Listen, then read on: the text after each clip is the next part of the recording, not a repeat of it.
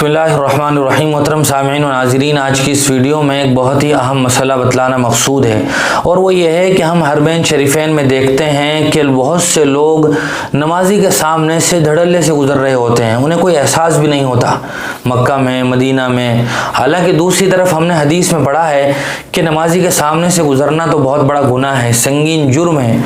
बल्कि हुज़ूर अकरम सल्लल्लाहु अलैहि वसल्लम की हदीस के अल्फाज ये हैं, लौ यअलमुल मार्रु बैन यदैहिल मुसल्ली माज़ा अलैहि लकान अन यक़िफ़ अर्बईन खैरन लहू मिन अन यमुर्र बैन यदैहि। जिसका तर्जमा मतलब और मफ़हूम यह है कि अगर नमाजी के सामने से गुज़रने का गुनाह पता चल जाए आदमी को, तो वो नमाजी के सामने से नहीं गुज़रेगा, बल्कि वो नमाजी के सामने से गुज़रने के बजाय 40 दिन, 40 महीने या 40 साल इंतज़ार करना हल्का और कम समझेगा। गोया बहुत बड़ा गुनाह है। हदीस में 40 महीने, 40 साल, 40 दिन का तो तज़किरा नहीं है, बस 40 का तज़किरा है। अब वो दिन है, महीने हैं, साल है, हदीस इससे खामोश है। लेकिन बहरहाल ज़्यादातर उलमा ये कहते हैं कि 40 साल यहाँ मुराद है। लेकिन हम हरम शरीफ में देखते हैं कि उसके बावजूद लोग गुज़र रहे होते हैं। तो यहाँ ये मसला समझना बहुत ज़रूरी है कि हरम शरीफ में चूँकि बेपनाह भीड़ होती है, इज़्दिहाम कसीर होता है, अगर वहाँ भी नमाजी के सामने से गुज़रना जायज़ ना हो और गुनाही हो तो हरज अज़ीम लाहिक हो जाएगा।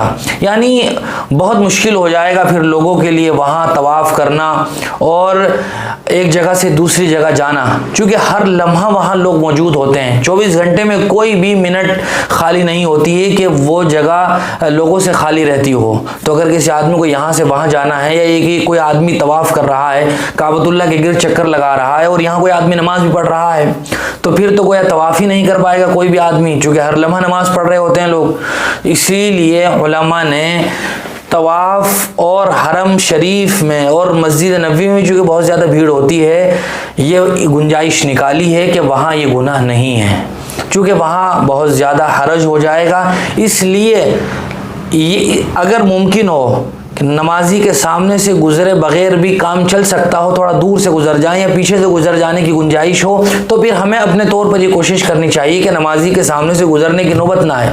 लेकिन अगर उसके अलावा कोई और दूसरा ऑप्शन नहीं है, कोई चांस नहीं है, तो फिर नमाजी के सामने से जब गुजरे तो कोशिश करे कि जहाँ उसका सजदा हो रहा है उसके आगे से गुजरे। मिसाल के तौर पर कोई आदमी यहाँ नमाज पढ़ रहा है और उसका जो सजदा जब वो कर रहा है तो यहाँ उसकी पेशानी रख रही है, तो वो यहाँ से गुजरे, यानी सजदागाह की जो जगह है कम से कम उसको छोड़ के आगे से गुजरे। लेकिन अगर उसकी भी गुंजाइश ना हो तो फिर आखिरी जो शक्ल है वो ये है कि सजदागाह से भी गुजरा जा सकता है फिर तो। लेकिन ये कोशिश तो कम से कम करनी चाहिए कि जो उसकी जो सजदागाह है उसके आगे से गुजरे। और हरमैन शरीफैन के अलावा जो दूसरी मस्जिदें होती हैं, उन मस्जिदों के बारे में भी मसला समझना ज़रूरी है, क्योंकि यहाँ भी ये ज़रूरत पेश आती रहती है। जब हम अपने गांव में, देहात में, शहर या कस्बे में होते हैं, तो जो वहाँ मस्जिदें होती हैं वहाँ भी मसला दरपेश होता है। तो अगर कोई मस्जिद छोटी है, छोटी का मतलब 60 फीट लंबी और 60 फीट चौड़ी से कम है, इसको शरीयत की नज़र में छोटी मस्जिद कहा जाता है। जो 60 फीट लंबाई में और 60 फीट चौड़ाई में छोटी हो, तो फिर वहाँ तो गुजरना जायज़ नहीं है, अगर कोई इमरजेंसी कंडीशन ना हो।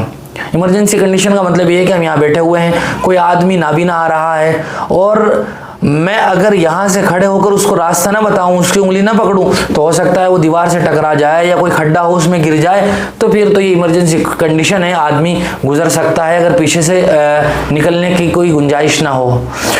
लेकिन अगर इस तरह कोई बात नहीं है तो आदमी को इंतज़ार करना चाहिए कि वो आदमी पीछे वाला जो है वो नमाज़ पढ़ ले और गुजरने की नौबत ना आए। लेकिन अगर कोई मस्जिद इससे बड़ी है, यानी जिस मस्जिद की लंबाई और चौड़ाई 60 फीट से ज़्यादा है, तो फिर 2 सफ़े छोड़कर आदमी आगे से गुजर सकता है, ये जायज़ है। उलमा ने ये मसला तफसील से लिखा है कि अगर बड़ी मस्जिद है जो अभी बताया गया, तो फिर आदमी 2 सफ़े छोड़कर आगे से भी गुजर सकता है। उम्मीद है कि ये मसला वाज़ेह हो गया होगा। फिर भी अगर जहन में कोई खलजान है, कोई कन्फ्यूजन है, तो आप कमेंट बॉक्स में या हमारे नंबर पर मसला और भी वजाहत के साथ पूछ सकते हैं। अल्लाह ताला हम सब को सही माना में अमल की तौफीक नसीब फरमाए। व आखिर दावाना अल्हम्दुलिल्लाहि रब्बिल आलमीन।